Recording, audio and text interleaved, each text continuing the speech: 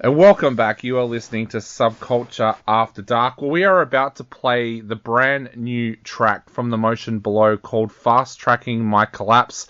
We thought, hey, we want to know a little bit more about this track, so let's actually get Thomas from the band on the phone to chat all about it. Welcome to the program, mate. Thank you so much for having me, mate.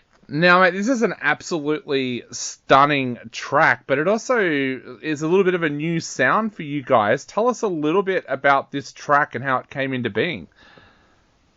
Yeah, so basically we really wanted to push ourselves outside of our comfort zone with this one. I personally, over the past little while, had been experiencing some minor cases of imposter syndrome with, not really knowing, maybe losing sight's probably the better way of putting it, losing sight of the artistic voice that I had, and with that in mind, we decided to go with a bit of a different approach with this one. We've written a lot of our previous stuff with one specific team, and we decided to go a bit more outside of the box, went through a much more rigorous pre-production kind of regime amongst us as the band, and then took this into the studio with a bit of a different outlook, and that ended up kind of bleeding into the lyrical theming for the song, and how the song at its core is quite a lot about experiencing that feeling of imposter syndrome and not really knowing where it if you can keep it up. And I think that served as a pretty effective meta commentary of where my head was at when we wrote the song. But I think it came out great. We're all really happy with it. All the people who we've spoken to about it seem pretty stoked on it and couldn't really be happier with the response. You guys made a pretty strong commitment that this year was going to be your strongest year yet. Back then, were those discussions already happening about a change in sound at all? So we definitely knew that we wanted to experiment a bit. A lot of the content that we've put out over the past few years has been leaning in a certain direction with a very well-pronounced pop influence. And with this one in particular, we kind of wanted to go back to our roots a little bit more. We started off as a metalcore band, and this was our trying to revisit that sound a little bit, incorporate some stuff from some older, mid-2000s, maybe mid-2010s kind of sounds, and trying to modernize that and make it our own. And I think it worked out quite well. We got to a point where it still sounded like us despite sounding different, and that's, at the end of the day, that's all we really wanted. So we were all pretty stoked. Did you find the experimentation kind of scary, or did you find it exciting? It's a little bit of both, a little bit of column A, a little bit of column B. We definitely were a bit outside of our comfort zones because this was quite different from any of the stuff that we've put out in the recent years. But at the same time, it was quite invigorating to kind of, break those boundaries down a bit and try something a bit different for us. So all in all, I think it was a very exciting and invigorating experience, beside what anxiety may have been there about, taking a bit of a risk. Definitely the sort of thing that I think should have, had less reservations about, because the process of experimentation with, working within a few different sounds really ended up benefiting us. It taught us a lot about our own abilities as songwriters and led to a really satisfying final product. Definitely. And how did you go about that experimentation? Like, did you bring in extra instruments and things like that into the studio to play around with, or how did you actually go through that process? Well, so a lot of the way that we've written music in the past has been that our guitarist, Stephen, writes a lot of what we call the skeletons of our songs, and then as a group, as a collective, we kind of come in and put our own little bits of flavour onto it. But because we were working with a different team this time around, we didn't have the same kind of I guess input and advice that we were getting on some of our previous work, where the what's the word?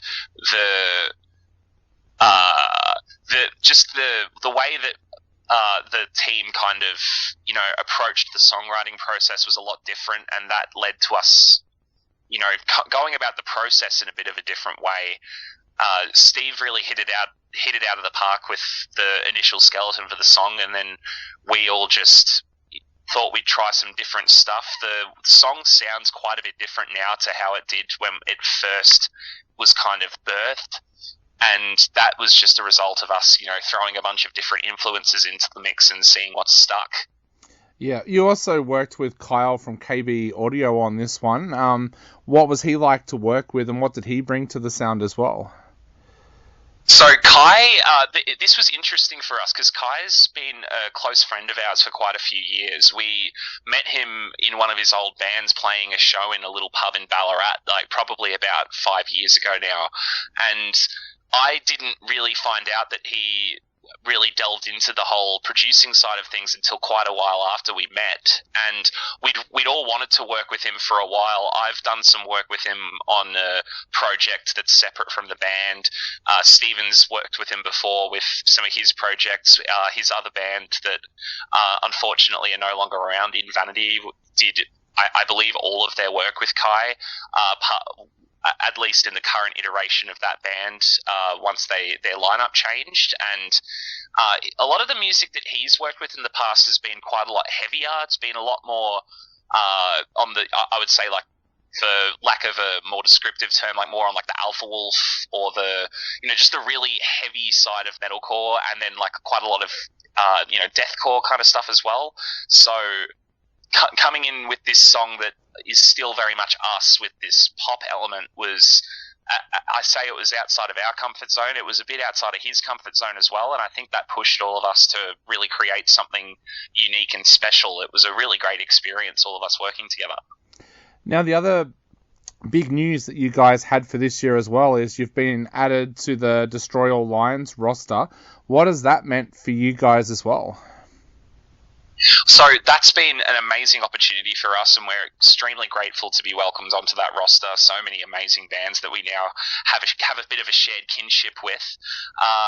It's basically just meant that as a lot of those kinds of institutions work, we've just had many more great opportunities to put ourselves out in front of a brand new audience and, show them all, what we're bringing to the table.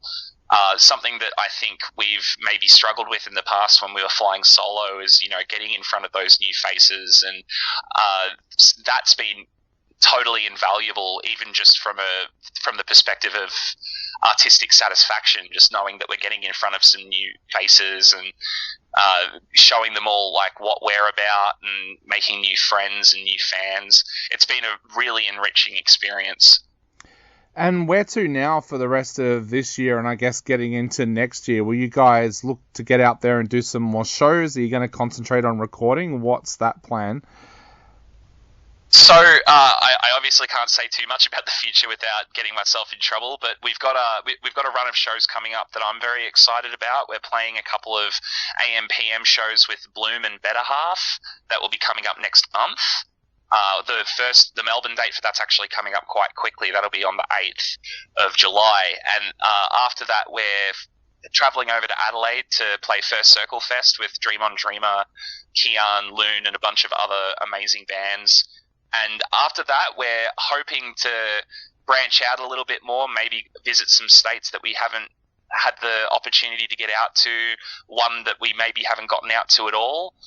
That's probably all I can say about it without getting myself in a bit of hot water. But East Coast friends, we haven't forgotten about you. We'll be hopefully seeing more of you very soon. Definitely. Well, man, I hope we get a chance to head out and see you guys when you're in Melbourne. But for right now, we are going to play Fast Tracking My Collapse on the show. So is there anything you would like to say to everybody out there before they take a listen to this stunning track?